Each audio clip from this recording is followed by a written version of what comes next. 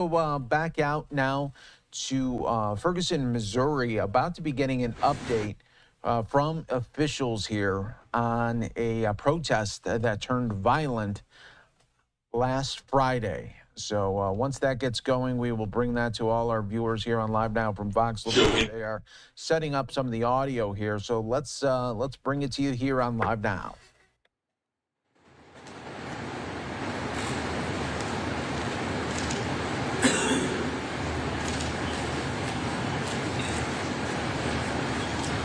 This video is taken from the police department.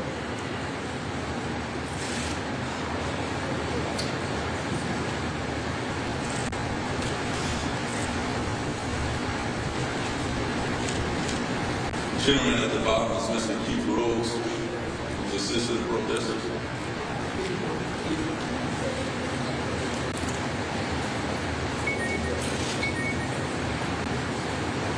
The gentleman with the bullhorn is our subject that assaulted Mr. Brown. Can we go to the section?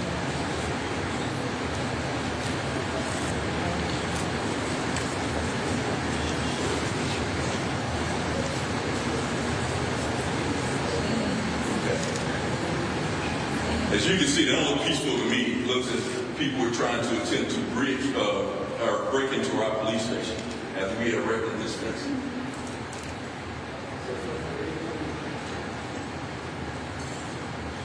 Gentleman's checking out the lot. What you see there is Mr. Bishop Darren Wilson, who's also assisting the protesters.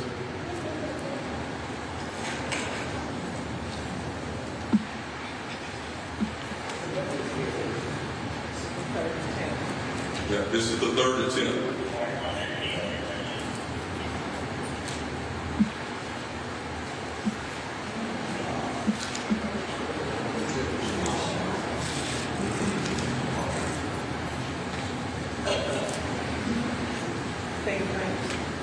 Yeah.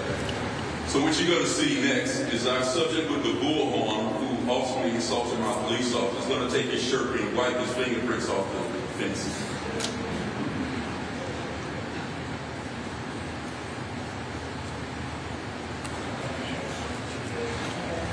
Let's go to the next one.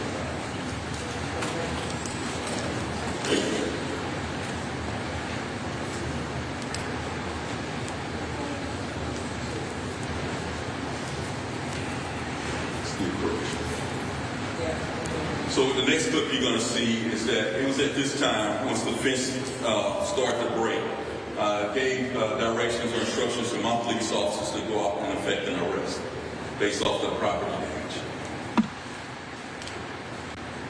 And what you're looking at now is the body-worn camera from one of the officers that was entrusted to make this arrest.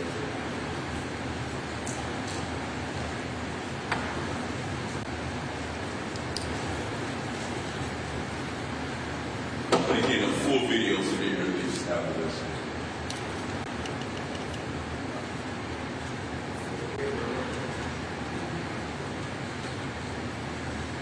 So we had a team stationed at the fire department on the north end, and we had another team stationed at the police department on the south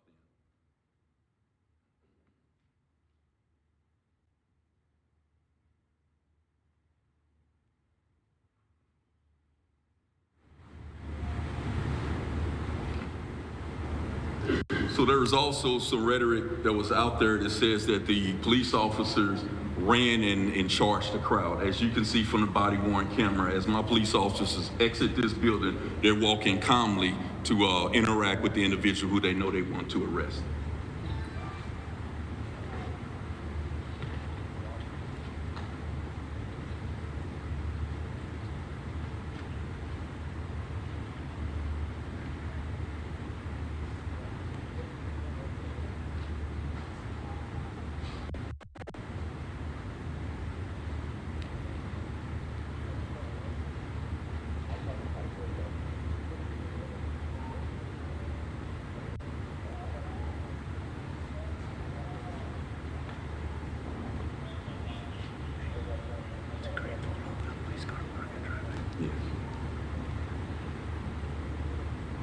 As you can see, that's the south end down there, suburban, where you see the police car with the lights on.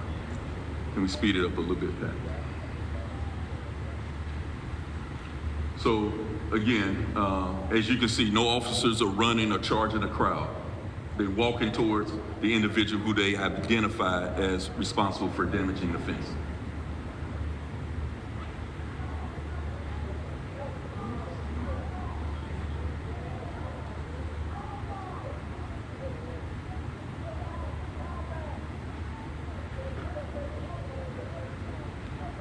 This lighting is horrible. What you're about to see is the individual with the hood on here that's running. Where is he at? Yeah, right here. He's running around the van. He's going to run around the van. It's the individual that ran towards my officer. As you can see, charged him and knocked him down violently. Yes.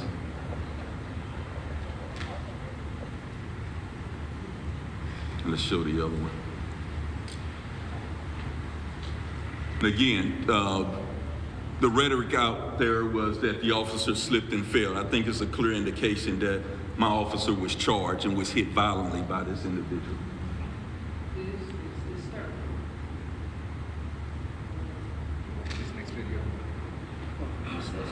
Yeah, so this gives a clear angle of one of the camera footages from the business there that show a clear what actually happened. At the bottom of the screen where you see my officer Travis Brown attempt to stop the subject, in which again he plowed into him as if he was a football player.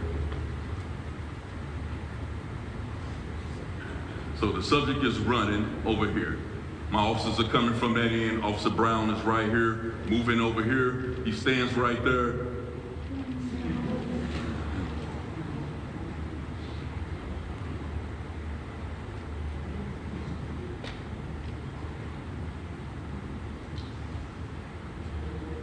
Pat, can you replay that again, as much as I hate to do this?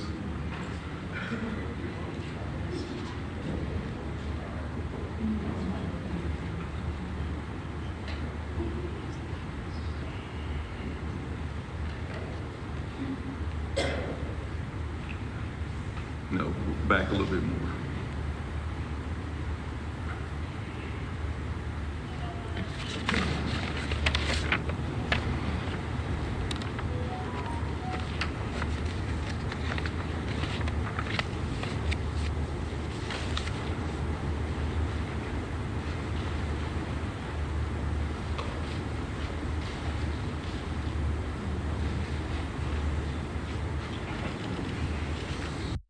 Stop it.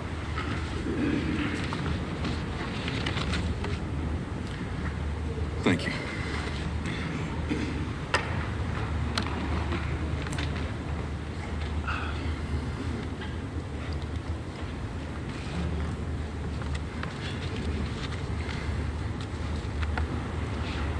Ms. Bell, you talk about the charges.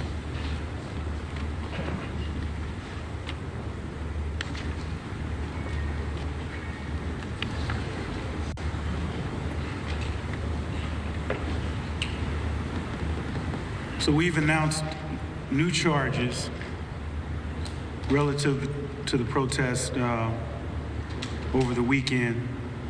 These charges are in addition to the charges that we announced on Saturday.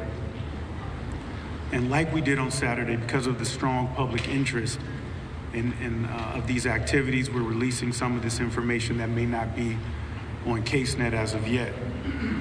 But for any other details, you can still get that information when it's updated. We filed, in addition to the charges that we had filed before, we filed a new charge against Elijah Gant.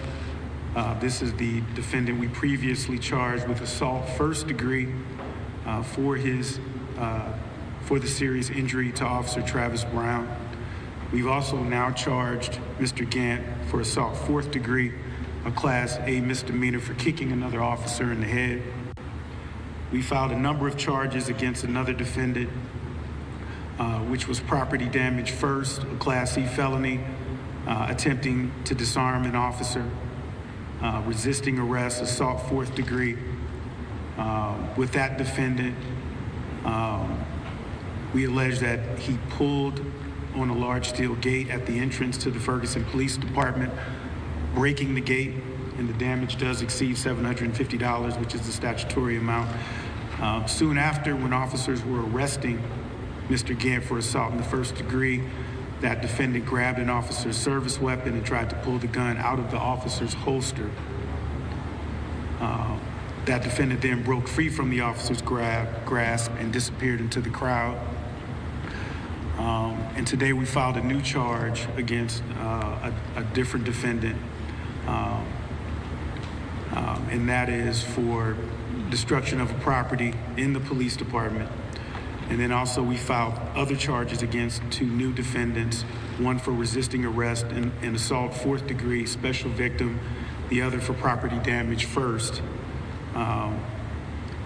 And those cases are still pending, so there'll be more information soon enough. And I do want to emphasize a few things. First and foremost, you cannot interfere with a lawful arrest. But for the restraint and discipline of these officers, this situation could have been a lot worse. In a situation like that, you have to understand that there are no metal detectors. Officers don't know who has what, and with a crowd like that, they don't know who has weapons or what their intent is. And when they're trying to effectuate an arrest, it is creating a very dangerous set of circumstances to interfere with that. We recognize that folks have their right to free speech. They have their right to peacefully protest, and I believe this department did a tremendous job of allowing these, what were originally peaceful protests, to take place. And lastly, and I want to be clear in this in no uncertain terms, we've heard what was happening earlier, which led up to some of this stuff. And as a community, as a region, we have to decide what we're doing here. What is the goal? What are the goals? As was mentioned at earlier points in these protests, if the goal is about the case that happened 10 years ago, let me be clear, there is no dispute on whether or not charges can be filed. There is none. The Department of Justice, which is the investigative body with the most resources in the world, not just the region or the state or the country, but the world, investigated that case and concluded that charges couldn't be filed. Every investigative body that has reviewed that case has reached the same conclusion. Our office looked at every piece of evidence, and absent new evidence, or evidence unbeknownst to us, there is no dispute. This is not a intellectual debate. There is no evidence to move forward on any type of prosecution in that case. So if that's the goal with respect to that case, then this movement ends. If the goal is criminal justice reform, if it's community policing, which we see in this department, if the goal is court reforms, which we have seen in this region, if this goal is to expand diversion and treatment programs to make this a more fair and just justice system, then that work has been going on and will continue, because we all know that there's more work to be done. But I just want to be clear in no uncertain terms.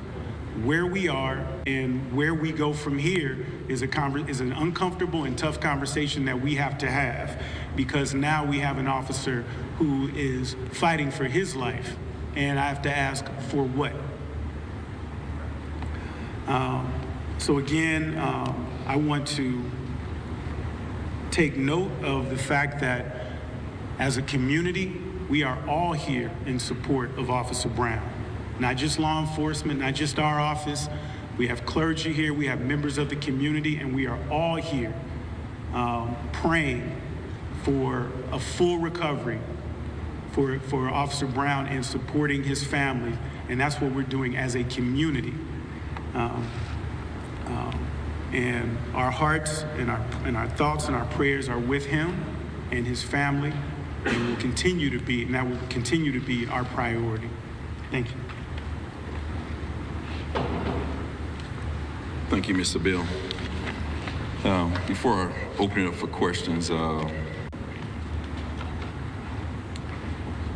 couple little statements here. Those who say that it was just some fencing, it was just fencing at the police department, please understand that this is taxpayer fencing that's at this police department. Our citizens approved for this fencing to be at our police department.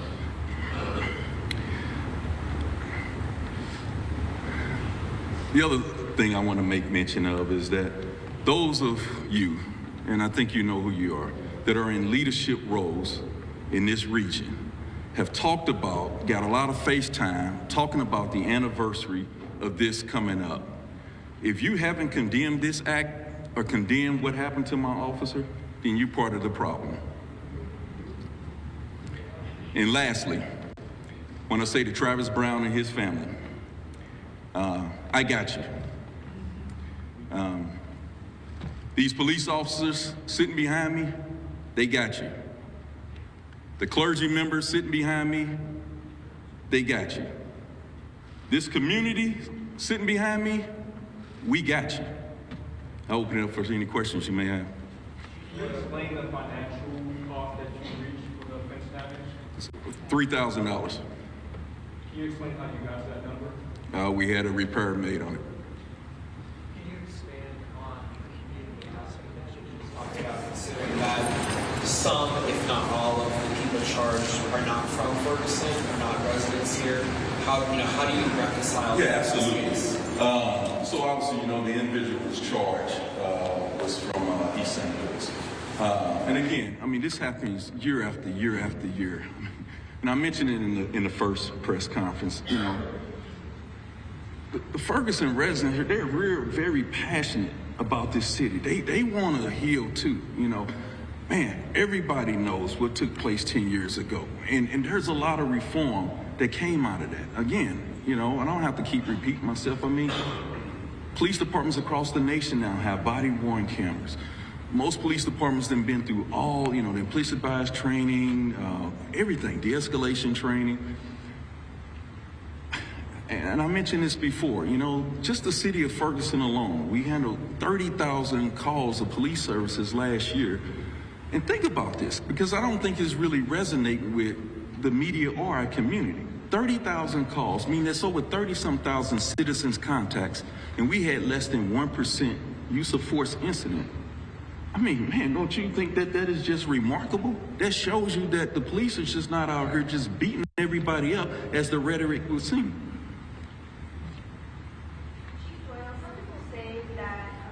Characterizing it as Elijah charging the officer is wrong, and that what it really was two people running in opposite directions and colliding. What's your response to that? I'm trying to be... it's hard for me. Just the question alone, it bothers me because it wasn't two people colliding. If you look at the video, the officer is standing there waiting to try to catch this guy. It wasn't a collision. He's standing there. This guy tackled my guy like he was a football player. That was ridiculous. Chief, can you talk about this is just a sad reminder about first responders picking lives on every day. And these individuals is all sitting back here. Most of the people in these communities that they protect, they don't even know these individuals. They got wives, they got mamas, they got daddies, they got kids. These individuals want to go back to their families too.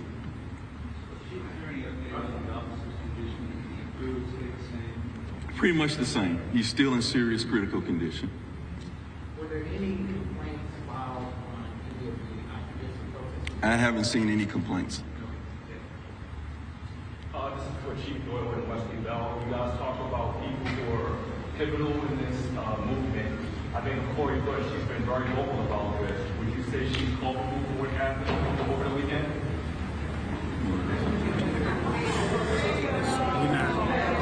We're not going to go there and start pointing fingers. Hold on, y'all. Hold on. I can answer the question, man. First and foremost, this is not the time to start pointing fingers and blaming folks. This is the time that we need to start bringing the temperature down and coming together. That's why you see the folks here. People are coming together, and from all aspects and parts of this community. We ask everyone in their circles, whether they be large, small, using their platforms, to start talking about how we move together as a region. That's what we're focused on, and that's what everyone here and around this region is focused on. This is one last question. How many people have been charged now, new today, and do you expect more charges? With any investigation, this is an ongoing investigation, and as we find more evidence or uncover more evidence, if we find actions that rise to the level of criminal conduct, then we will charge them. As we said before, we respect everyone's First Amendment rights. You have a right to peacefully protest, but when you cross the line of harming folks or in damaging property, you're going to be held accountable.